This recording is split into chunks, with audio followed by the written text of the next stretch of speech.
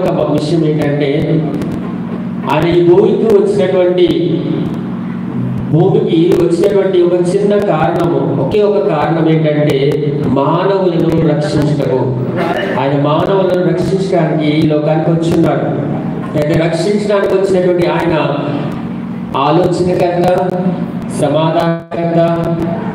ఈ లోకానికి ఆయన సమాధానాన్ని, రక్షణ తీసుకురావడానికి లోకానికి వచ్చినాడు కనుక ఈ యొక్క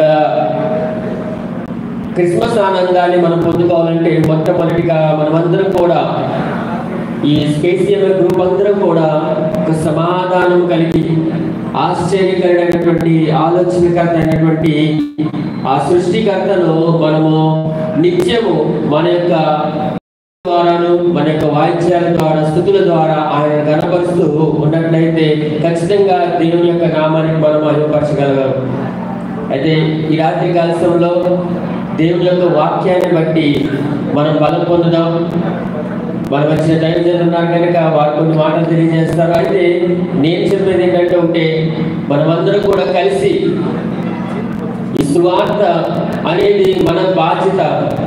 వాక్యానికి ఎంతైతే ప్రాముఖ్యత ఉందో స్తుతి ఆరాధన కూడా అంతే ప్రాముఖ్యత ఉంది.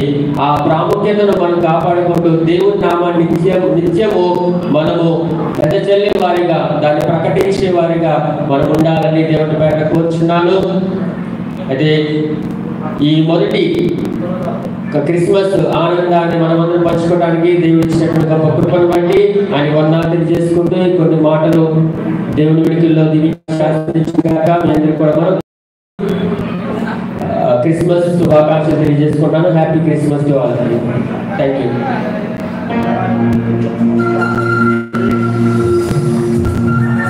థ్యాంక్ యూ అన్న. అద్భుతమైన శుభాలు తెలియజేస్తున్న సామయ్య గారికి వందనాలు తెలియజేస్తున్నా. ఈ సమయంలో సీనియర్ గాయకులు శాస్త్రి గారు ఉన్నారు, వారు వచ్చి ప్రత్యేకమైన పాట పాడి వినిపిస్తారు. దయచేసి బయట ఉన్న వాళ్ళు కూడా లోనికి వచ్చి కూర్చోవలసిందిగా తెలియజేస్తున్నారు. ఈ పాట తర్వాత తమ్ముడు శ్రీధర్ కూడా ఉన్నారు మన మొదలు, వారు కూడా సిద్ధపడాల్సిందిగా వారితో తెలియజేస్తున్నాం. ఈ పాట తర్వాత మనకు ఒక నిమిషం శుభాలు కూడా మనం దేవునికి స్తోత్రం కలుగుగాక. మరి సమయంలో మరి